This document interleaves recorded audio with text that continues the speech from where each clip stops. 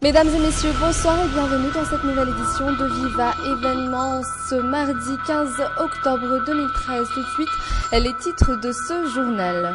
La deuxième session ordinaire a débuté aujourd'hui pour le Parlement, une réunion qui en laisse certains perplexes due à cette période de campagne électorale. Les grands hôtels ne sont plus pour la plupart prêts à s'impliquer dans la lutte contre le tabac, une lutte stipulée dans l'arrêt ministériel 29511 du 3 octobre 2013. Eric, le cerveau d'une bande de malfaiteurs, a été interpellé vendredi dernier. Il serait aussi un Daal, voleur de zébus, dans la région de Farafangana.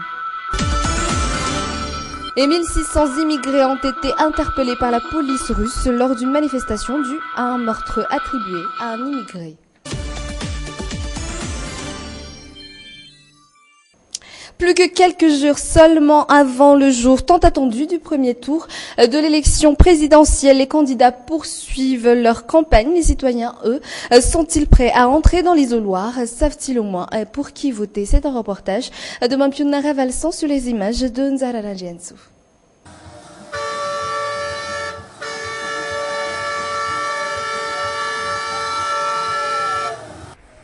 Le Fuktan Vulsark. C'est ce Fuktan qui a choisi de visiter l'équipe du parti Ervava Madagaskara aujourd'hui, un endroit stratégique dans cet arrondissement. Pour eux, même stratégie, l'approche directe du citoyen. Premièrement, nous sommes là pour montrer quel candidat nous soutenons. Ensuite, pourquoi ce candidat s'est-il engagé? Nous demandons aux électeurs leur souhait de changement, ce qu'ils attendent du prochain président élu.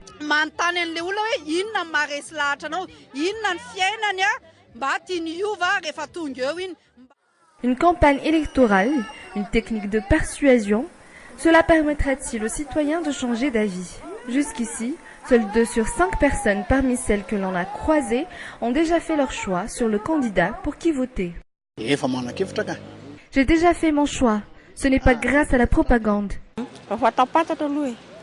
Je sais plus ou moins pour qui voter. Mon choix ne dépendait pas de la propagande. Nombreux sont encore les indécis qui attendent de ces campagnes électorales et des candidats qu'enfin ils les persuadent. Jusqu'à maintenant, je n'arrive pas à choisir. Ils sont trop nombreux. Concernant les élections, j'ai encore du mal à choisir. C'est très confus.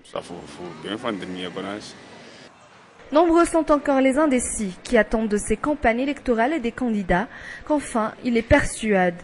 Je ne sais pas encore. Je ne le saurai que dans l'isoloir. 2 semaines sont passées, toujours dans la tentative de persuasion des indécis à voter. Les candidats et leurs partisans ont même adopté une nouvelle stratégie, le porte-à-porte, pour convaincre les électeurs de voter pour eux. Et cela se passe même dans la capitale.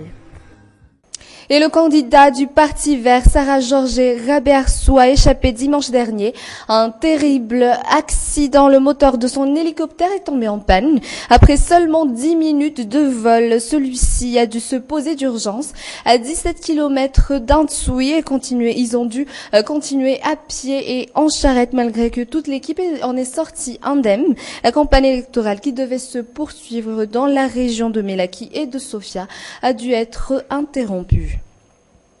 Et dans la campagne électorale, la plupart des candidats à l'élection présidentielle sont sortis de la capitale vers la fin de cette semaine.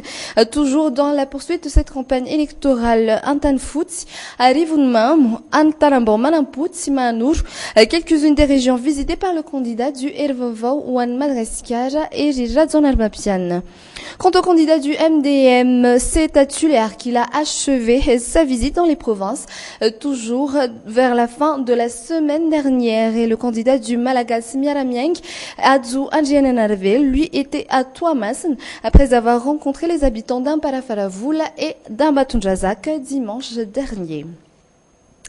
Et la session ordinaire au niveau du congrès de la transition a débuté aujourd'hui. Cette réunion sera axée principalement vers le budget étatique. Une réunion d'ailleurs hors du commun car prise dans l'ambiance de la campagne électorale. C'est un reportage de Mampionnara Valsan sur les images de Nzara Rajiensou.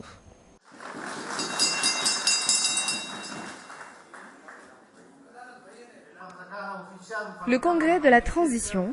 Cette institution débute sa deuxième session ordinaire de l'année, une réunion qui durera 30 jours.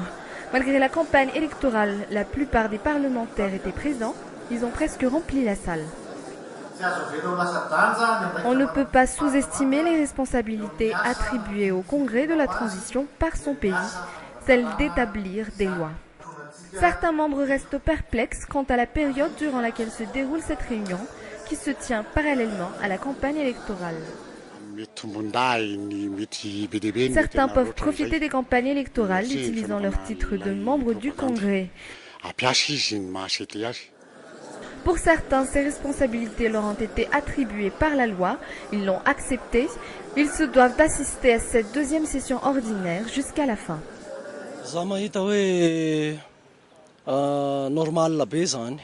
Je trouve que c'est normal parce que certaines affaires doivent se poursuivre. C'est pour cela que nous sommes tous ici. Il ne devrait donc y avoir de problème. Chacun s'organise comme il le peut. Quelquefois, l'on doit faire notre travail de membre de congrès de la transition. Quelquefois, l'on doit être au service du peuple. Il faut savoir gérer. Ce calendrier que suit le Parlement a été défini par la Constitution, des dates durant lesquelles seront discutés les projets de loi de finances sur le budget de l'État pour l'année 2014. Le Premier ministre chargé du développement et de l'aménagement du territoire, Rebouza Julien, a honoré cette ouverture officielle de sa présence en tant que représentant du gouvernement. Quant au Conseil supérieur de la transition, sa session ordinaire a débuté cet après-midi. Et un tout autre sujet à présent, la plupart des adultes savent le danger que représente la cigarette pour les enfants. Pourtant, ils sont encore nombreux à faire vendre ou à envoyer des enfants en acheter. Une épicerie Sisa Tomadine qui a confirmé que les enfants sont les plus nombreux à en acheter. C'est un reportage de Anna Muriel sur les images de Yves Janel. Contrairement aux fillettes de son âge, à seulement 13 ans, Elisa achète des cigarettes sous l'ordre de son grand frère. Ce dernier lui demande d'en acheter presque tous les jours. Elisa en a fait son habitude. Je n'y vais que quelques fois seulement, et j'accepte à chaque fois. Nombreux sont les mineurs, tout comme Elisa, à acheter des cigarettes, comme ici, dans une épicerie à Tomading, chez Bertil. Cette dernière qui, tout en sachant que c'est interdit par la loi, persiste à en vendre à des enfants, sous prétexte de ne savoir quoi faire. La majorité de ceux qui achètent des cigarettes sont des enfants. La vente de cigarettes aux mineurs devrait être interdite selon cette mère de famille. Cela incite les enfants à fumer, toujours selon elle. Cela devrait être interdit. Les enfants peuvent en profiter pour fumer en cachette les cigarettes qu'on leur a dit d'acheter. Mon mari fume, mais on ne demande jamais aux enfants d'aller en acheter. Je préfère aller en acheter moi-même. Les médecins l'ont d'ailleurs confirmé. Le fait d'envoyer un enfant acheter des cigarettes peut effectivement l'inciter à fumer.